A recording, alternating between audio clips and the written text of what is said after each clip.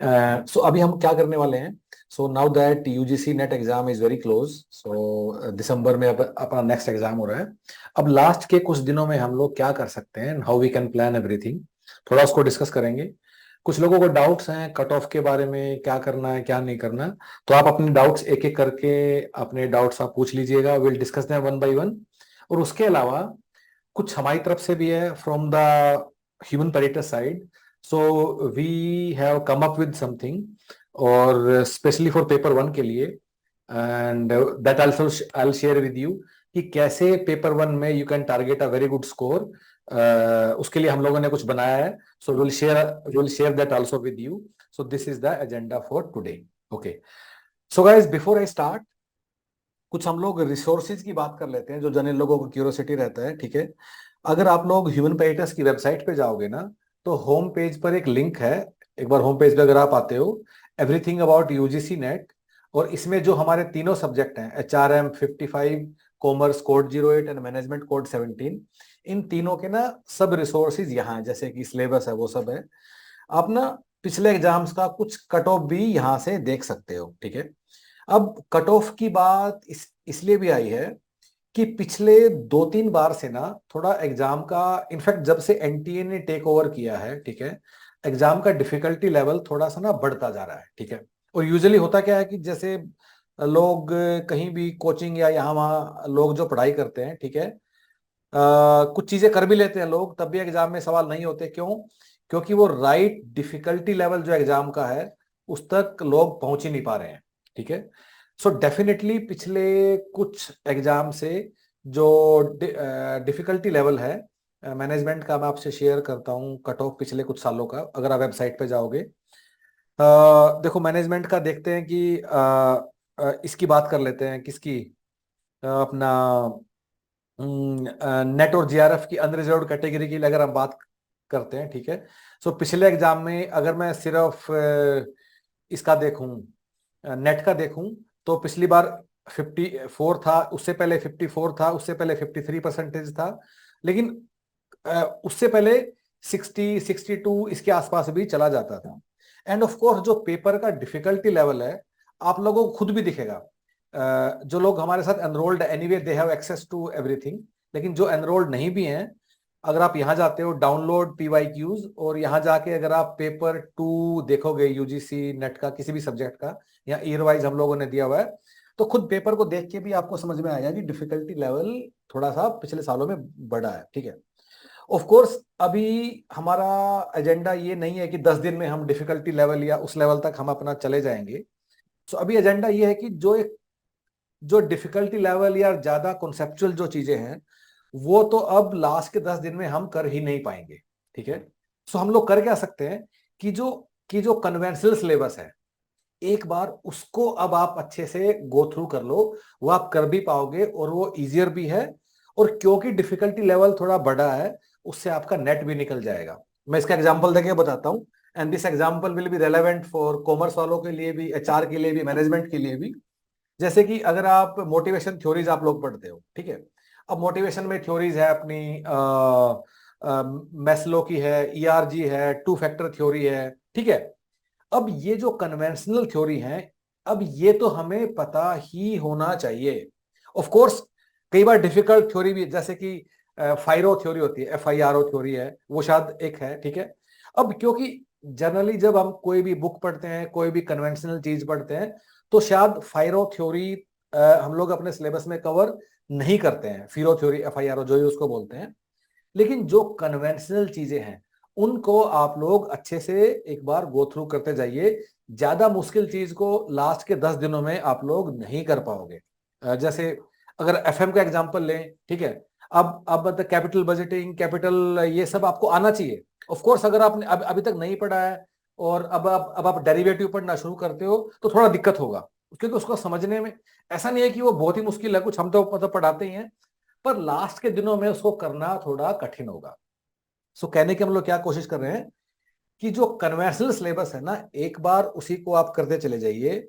और क्योंकि cut off 50-60 के बीच में भी जा रहा है, पेपर डिफिकल्ट हो गया है, तो शायद उतना करने से भी आपका पेपर निकल जाएगा। नेगेटिव मार्किंग तो है ही नहीं। अगली बात, पेपर, अगली बात है पेपर वन के लिए, ठीक है। एक पेपर वन के लिए क्या करना है कि अगर आप पेपर वन के अब सारे सवाल आप लोग देखोगे ना, तो उसमें ना दो तरह की चीजें हैं। जैसे कि कई बार तो कहीं से कुछ भी सवाल उठ के आ जाएगा और वो अब हम नहीं कर पाएंगे, ठीक है, क्योंकि वो कुछ एक कोई ऐसी लर्निंग थ्योरी है कि जो कि काफी वेल नोन नहीं है, ठीक है, उसका थ्योरी का सवाल आ गया। फिर कई बार यूजीसी वाले किसी किताब से उठा के कोई पैराग्राफ दे देंगे, ठीक है। तो वो सवाल तो, और आपको देख के समझ में, अगर आपने अच्छे से अपना पढ़ाई किया है, अगर आपने अच्छे से अपना सिलेबस किया है, तो आपको वो देख के समझ में भी आ जाएगा कि ये ना कहीं से भी उठ के आ गया। लेकिन कुछ काफी सारी चीजें ऐसी भी हैं जो कि काफी काफी ज्यादा रिपीटेडली बार बार आती रहती है। फॉर एग्जाम्पल, लॉजिकल रीजनिंग में, लॉजिकल रीजनिंग क्या होता है, let me show you the syllabus एक बार, ठीक है। तो मैं पेपर वन में जाता हूँ वेबसाइट पर ही, और पेपर वन में सिलेबस में अगर मैं गया, ठीक है, और यहाँ लॉजिकल रीजनिंग के मैं अंदर आता हूँ, ठीक है। अब लॉजिकल रीजनिंग में जो ये वाला पोर्शन है, यहां से लेके और यहां तक का, अगर इसमें एक भी सवाल हम लोग गलत कर देते हैं, तो फिर हम लोगों ने, फिर हम मूर्ख हैं, क्योंकि इसमें कोई लॉजिक है ही नहीं कोई। और और ये हम आपको ऐसे नहीं बोल रहे हैं। हम हमने ना 2009 से लेके 2023 तक हर एक पेपर का एक एक सवाल हमारी टीम ने बैठ के किया है, ठीक है। और रिसेंट 2023 तक के जो पेपर है, उसके बाद मैं तुम्हें बता रहा हूं कि इसमें एक भी सवाल ऐसा बना ही नहीं है जो कि कहीं से मतलब मुश्किल सवाल हो सकता है। डीआई में कुछ ऐसा मुश्किल सवाल बन ही नहीं सकता है। ऑन द अदर हैंड कई बार, जैसे अब टीचिंग एप्टीट्यूड की बात कर रहे हो आप, ठीक है, एंड यहां हम बात करते हैं कि आईसीटी वगैरह की बात करते हैं, आईसीटी बेस्ड टीचिंग या कुछ कुछ है, ठीक है। अब वो कई बार कुछ मॉडल पूछ लेता है, स्पार्क मॉडल कुछ पूछ लेगा, वो सब है। अब वो जनरली लोगों ने नहीं पढ़ा होता है, तो ठीक है, उसका सवाल गलत होगा तो कई बार हो जाएगा, that is okay. So what I am trying to say कि अपने सारे सिलेबस में से थोड़ा उन चीजों को आपको पहचानना होगा जो कि काफी बार रिपीट होती हैं, और कुछ ऐसी चीजें जो कि कहीं से भी एकदम उठ के आ गया, एक बार किसी एग्जाम में आ गया, तो इसका मतलब वो डेफिनेटली, उसका मतलब वो नहीं है कि हम उसे दोबारा से राइट फ्रॉम स्क्रैच हम उसे पढ़ना शुरू कर देंगे, ठीक है। ठीक है। उसके बाद अगेन जो पेपर वन के लिए अब हम लोगों ने ना इस बार कुछ किया है, ह्यूमन फाइटर्स ने कुछ किया है, and I will share that with you, ठीक है। तो एक ना नया हम लोगों ने एक प्लेटफॉर्म बनाया है, और अभी हमने सिर्फ ये पेपर वन के लिए बनाया है, ठीक है। पेपर टू के लिए बनाने में हमें कम से कम 3 महीने का समय और लगेगा, एंड आई शो यू कि कैसे this is going to be India's best platform for paper one right now. और मैं दिखाऊंगा भी कि कैसे ये आपको कहीं और कहीं नहीं मिलेगा, आई कैन गारंटी यू। आप कहीं भी देख लीजिए। अब आइडिया ये भी है कि कैसे, ये क्या प्लेटफॉर्म है, और अगले 10 दिन में कैसे हमें इसको यूज करना है, ठीक है। So I take you to the URL first, ठीक है। तो एक बार हम लोग अगर जाएंगे वेब पोर्टल पे हम लोग जाएंगे, ठीक है, और यहाँ जाके I go on the login page, और उसके बाद I take you to student login, Ayush, ठीक है। और आयुष यहाँ जाके ऐसे लॉगिन करता है, एंड लॉगिन करने के बाद आपको पेपर वन के ये 10 डिफरेंट डिफरेंट कोर्सेज दिखाई देंगे। 10 क्यों है? क्योंकि पेपर वन के सिलेबस में 10 डिफरेंट डिफरेंट टॉपिक्स हैं, ठीक है। अकॉर्डिंगली पूरा ये हम लोगों ने ऑर्गेनाइज किया हुआ है, ठीक है। अब मैं इनमें से किसी के भी मैं अंदर जाता हूं, सो लेट मी गो इनसाइड, ठीक है। So maybe let start with पहला टॉपिक जो कम्युनिकेशन है, उसी के हम लोग अंदर चले जाते हैं, ठीक है।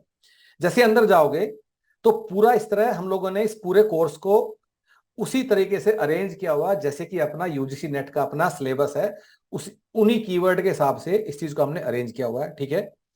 आप किसी भी उसके अंदर जाओगे, I click on second part which is model and types of communication. अगर मैं इसके अंदर जाता हूं, and you will see couple of these activities, ठीक है, जिसमें से पहले कुछ कंटेंट है, उसके बाद कुछ सेक्शनल टेस्ट है, जिसको आप क्विज भी बोल सकते हो, ठीक है। पहले कंटेंट के अंदर जाऊंगा, उसके बाद क्विज के हम लोग अंदर जाएंगे, ठीक है। So before I go there, 2009 से लेके आज तक के सारे सवाल डिटेल्ड सॉल्यूशन के साथ इस पे अवेलेबल हैं, plus they are divided topic wise. तो अब जैसे हम कम्युनिकेशन के अंदर गए, कम्युनिकेशन के अंदर, मॉडल्स एंड कम्युनिकेशन के अंदर जाओगे, इस पर्टिकुलर कीवर्ड के ही सारे सवाल सिर्फ 2022-23 के पहले कर लो, उसके बाद 19 से 21 वाले कर लो, फिर 9 से 18 वाले कर लो, और ये आप कर लोगे। लेकिन सवाल करने से पहले वो हमें आना भी चाहिए। सीधा सवाल आइडिया, अब इतने सवाल याद नहीं कर पाओगे। ये अप्रोक्सीमेटली 7,000 सवाल हैं जो आज तक आए हैं, ठीक है। सो अब पढ़ाई कैसे करना है, सीखना कैसे है, आई गो हेयर, ठीक है। और यहां जाके किसी भी टॉपिक के लिए आपको पहले एक वीडियो दिखाई देगा, और उसके बाद उसका पूरा कंटेंट नाइसली सिंपली हम लोगों ने यहां अरेंज करके हम लोगों ने ये आप लोगों के लिए हमने अवेलेबल ये करवा दिया है, ठीक है। अब गाइस होता क्या है कि जितना भी कोचिंग इंडस्ट्री है ना, उसकी सबसे बड़ी प्रॉब्लम क्या है कि हर बात के लिए वीडियो देख लो, करेक्ट। कोई भी चीज है वीडियो देख लो, 1 घंटे का वीडियो, 2 घंटे का वीडियो। लेकिन अगर आपको एक कम्युनिकेशन टाइप, एक स्टैटिक या एक थ्योरेटिकल टॉपिक के लिए अगर आप उस चीज को 15 मिनट में पढ़ के समझ सकते हो, तो फिर 1 घंटे का वीडियो क्यों देखना है, ठीक है। You will not be able to do it.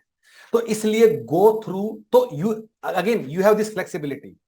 आपके पास फ्लेक्सिबिलिटी है कि वीडियो देख के सीखना है या कंटेंट को पढ़ के सीखना है, ठीक है। आप दोनों में से कुछ भी चूज कर सकते हो, आपका दोनों ऑप्शन है। लेकिन हमारी आपको क्या सलाह है, इसको प्लीज पढ़िए, पढ़ के कवर करते जाइए। बड़ा ही सिंपल, बड़ा ही अच्छे से पूरा कोर्स हम लोगों ने ऐसे ये अरेंज किया हुआ है। और और ये सारे का सारा कोर्स ना, अगेन पूरे जो क्वेश्चन है, 7,000 सवाल जो आए हैं, उनको ध्यान में रख के ही बनाया गया है।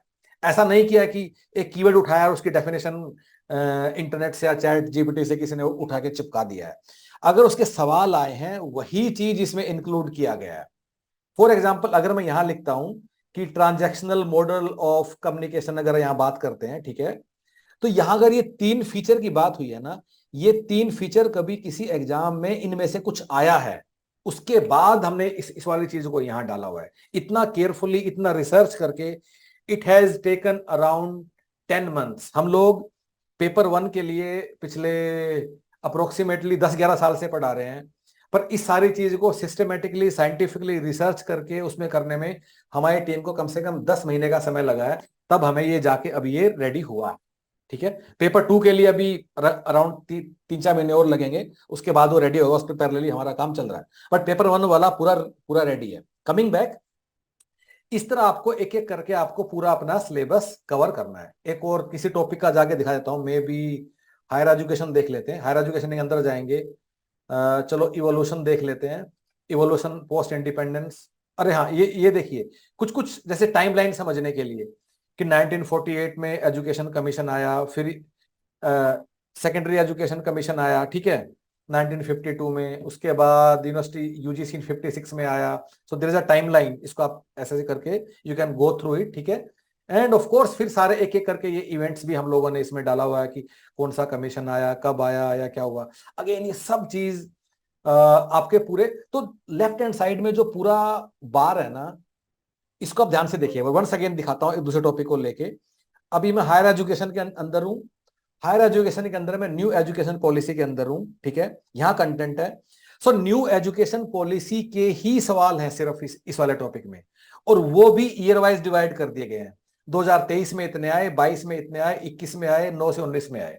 किसी के अंदर जाते हैं, चलो न्यू एजुकेशन पॉलिसी के सवाल 2022 वाले देखते हैं, उसके मैं अंदर जाता हूं। I will start attempting. अब क्योंकि हमारा आइडिया तुम्हें टेस्ट करना नहीं था, हमारा आइडिया था कि तुम सीखो, ठीक है।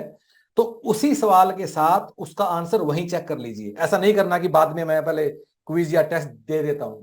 अब इतना आता नहीं है ना कि सब आता होगा, बाद की बात होती है। So idea is to learn then and there only. तो हर एक सवाल के साथ आगे आगे बढ़ते जाइए, ठीक है।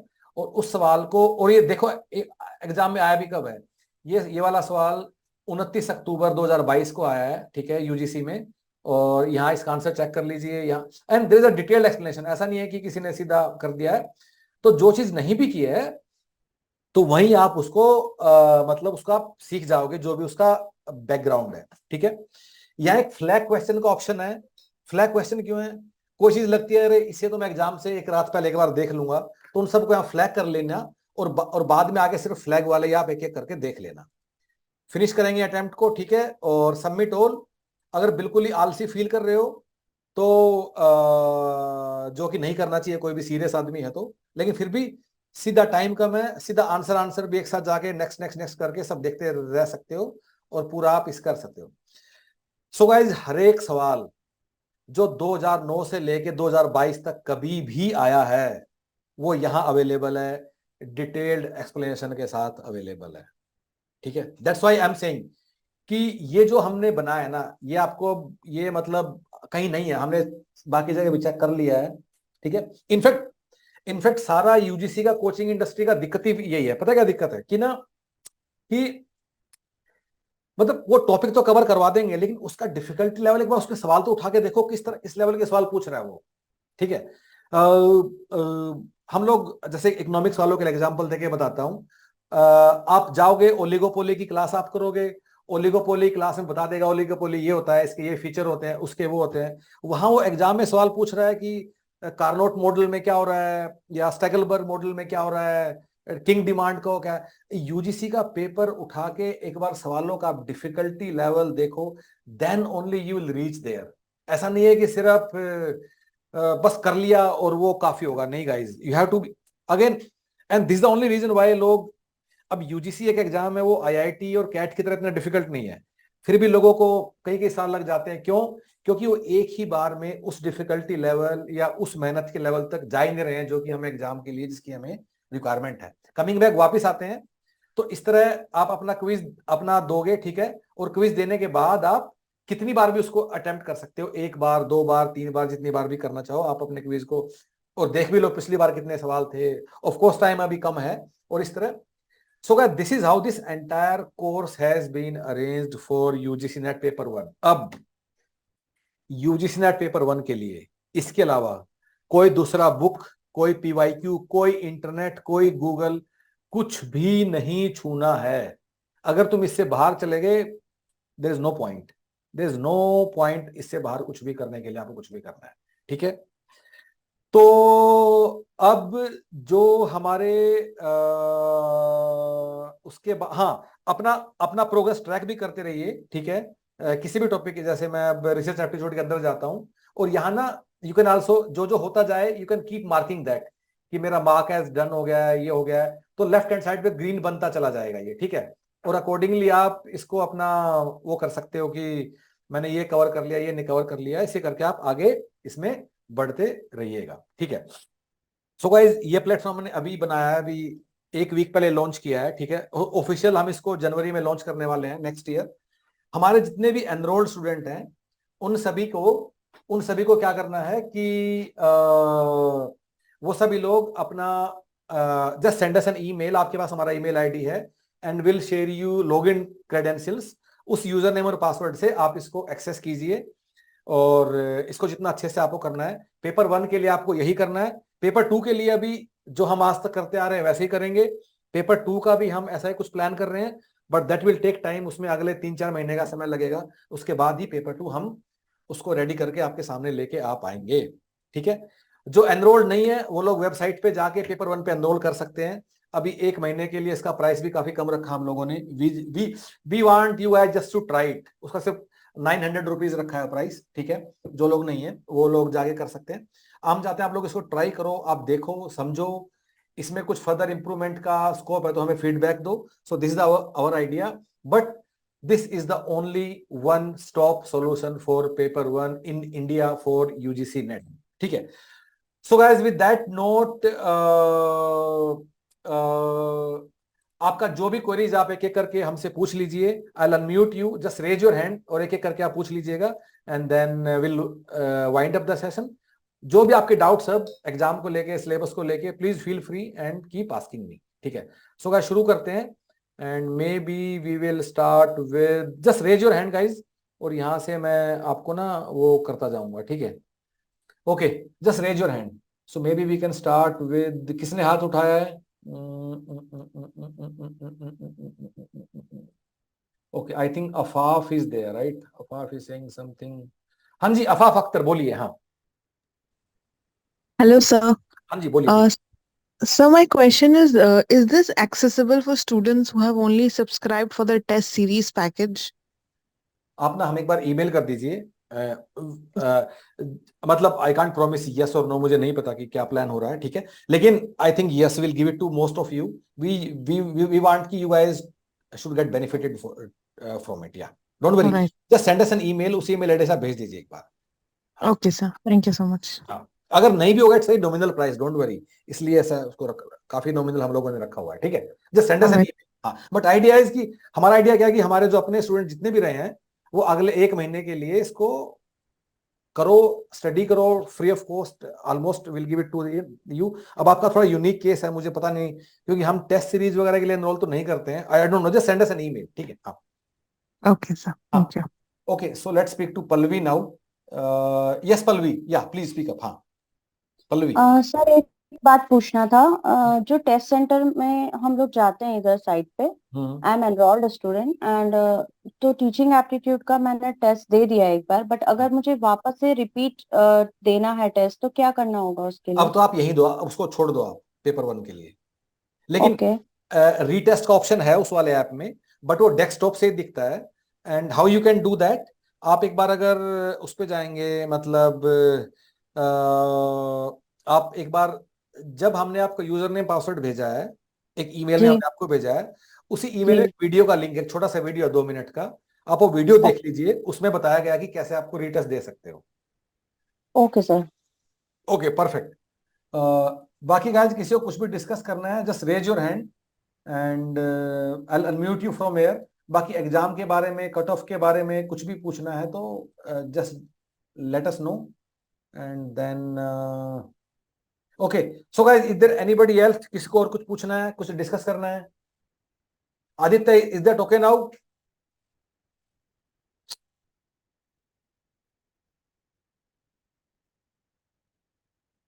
I think somebody is saying let's speak to Sachin now. Yeah. Okay, Monushri.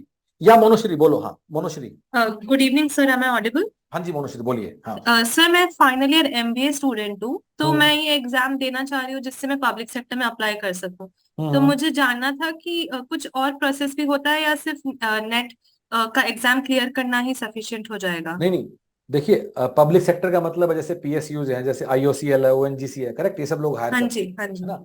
लेकिन आपको ना ये देखना भी होगा कि कब कौन यूजीसी के लिए हायर कर रहा है, हर बार नहीं अच्छा। होता, ऐसा नहीं है कि नेट निकाल लिया तो आप उसमें सेलेक्ट हो जाओगे। हाँ जी। हाउ इट वर्क्स कि जैसे मान लो आईओसीएल को हायर करना है, तो आईओसीएल पहले ही बता देगा कि इस बार जो दिसंबर में नेट का पेपर होने वाला है उसके थ्रू हम लोग हायर करेंगे, फिर अच्छा। आपको वो पर्टिकुलर एग्जाम देना होगा।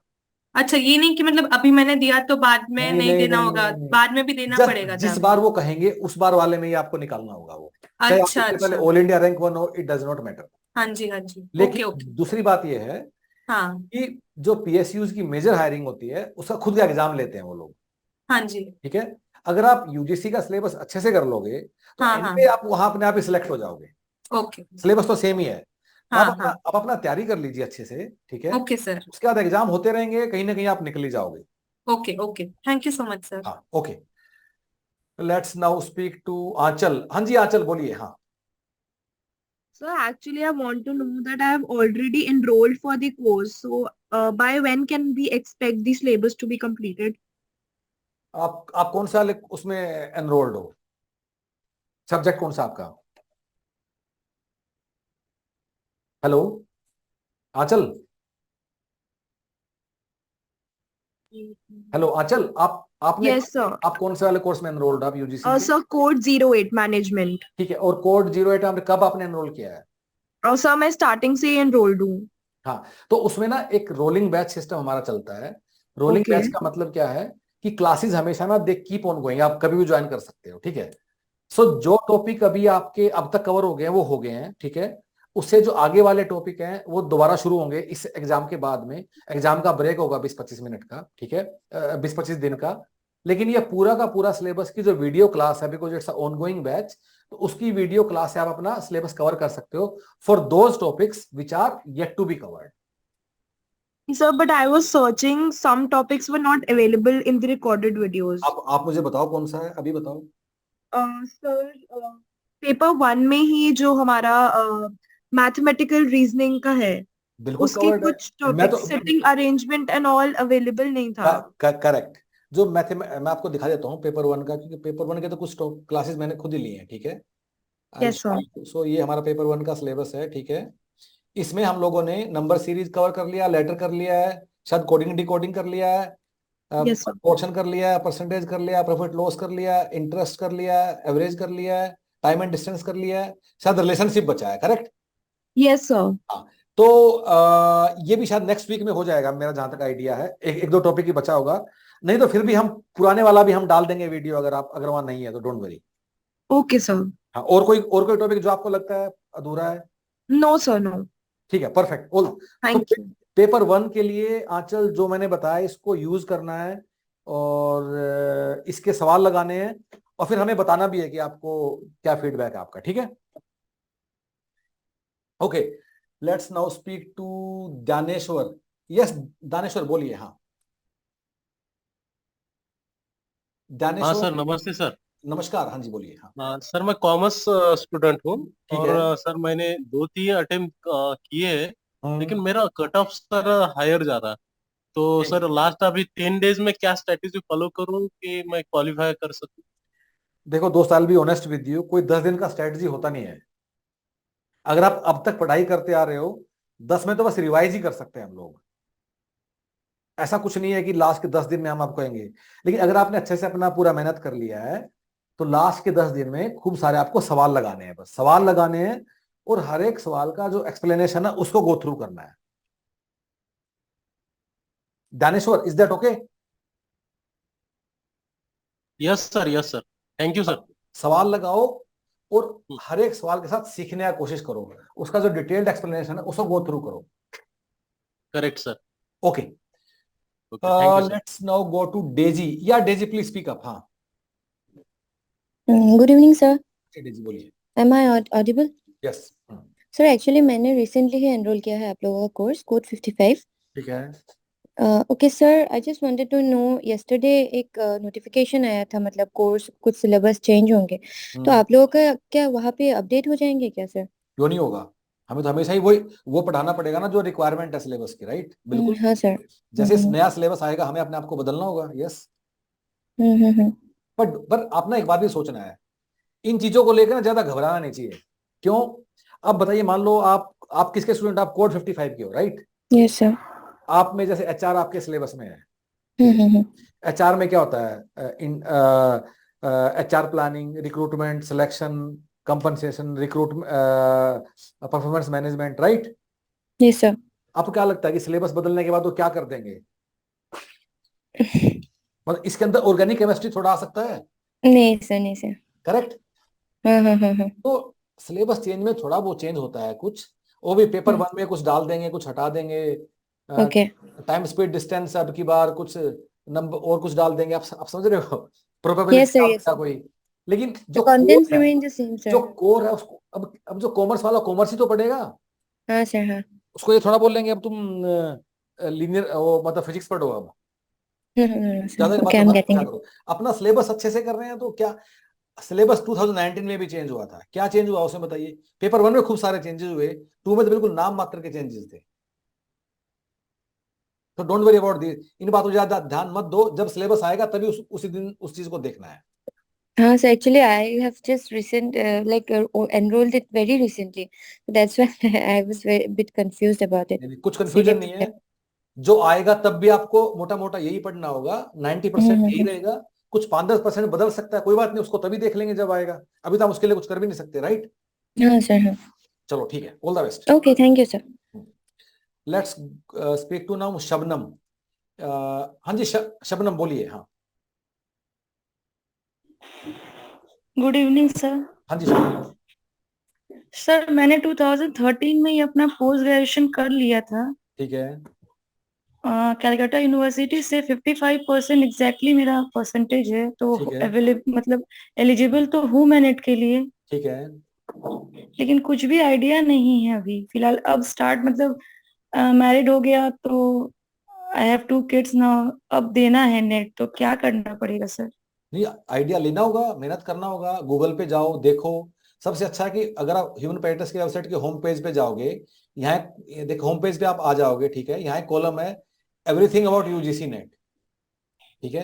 तो पहले तो यहीं से पढ़ना शुरू कीजिए, होता क्या है, कुछ कुछ हम लोगों ने वीडियोस भी डाला हुआ है, और फिर ये जो ज्ञान लेने वाली प्रक्रिया है इसको 1-2 दिन ही करना है, फिर पढ़ाई शुरू कर देनी है। पढ़ाई क्या शुरू करना है, सिलेबस के हिसाब से बस। सब मतलब स्टडी मटेरियल अगर चाहिए होगा तो फिर सब यहीं से अवेलेबल हो जाएगा। सब वेबसाइट पे जाओगे सब मिलेगा आपको। Okay sir. सर जेआरएफ के लिए हो जाएगा, मेरा एज अभी 32 प्लस है। वो ना एक बार एलिजिबिलिटी चेक, यहाँ ना एलिजिबिलिटी भी है, अगर एलिजिबिलिटी अच्छा। में जाऊंगा मैं, ठीक है, और यहाँ जाके देखो ये एज लिमिट है, और देखो सब लिखा हुआ है। The age limit for JRF is 30 year for general category mail, 35 year for female. आपका 35 है, बिल्कुल आप कर सकते हो। Okay sir. ठीक है, so guys I will wind up for now and I plan this for half an hour, ठीक है। बाकी सभी लोगों को एग्जाम के लिए all the best, do well, और पेपर 1 के लिए इसको यूज करना है। जिसको नहीं मिला हमें ईमेल करना है, and all the best guys. इसके अलावा कुछ और भी है तो keep in touch, and I think Sachin is saying something, बस सचिन से बात कर लेते हैं and then will wind up. हाँ जी सचिन प्लीज बोलिए। सचिन, हाँ सचिन पहले अपने आप, आप ना पहले अपने आप को अनम्यूट कीजिए, आपका ना म्यूट, हाँ अब बोलिए। Yes Sir, am I audible? हाँ जी सचिन बोलिए। हाँ Sir, I want to do my research work in United States or UK. I have inquired in United Kingdom, Nottingham University yesterday. I want, and also I am Ahmedabad. My dissertation is also a distinction. So, am I applicable for if I clear a JRF, can I get a scholarship in foreign university? नहीं देखिए, GRF तो भारत सरकार ही देगा ना आपको पैसा तो। Yeah, but I want to do I want to do my career in United Kingdom or US for better.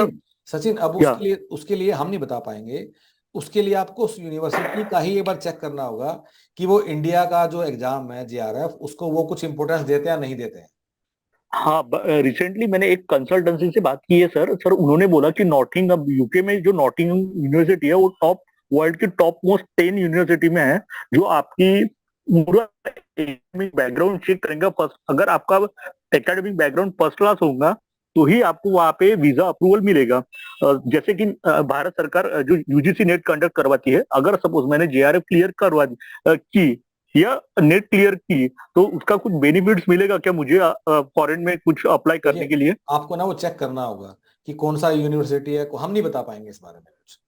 Okay sir, नहीं सर यही पूछना था सर। ठीक है सर, थैंक यू सर। आपको ना वहीं चेक करना होगा, ठीक है। ठीक है okay guys, thank you so much, thank you. हाँ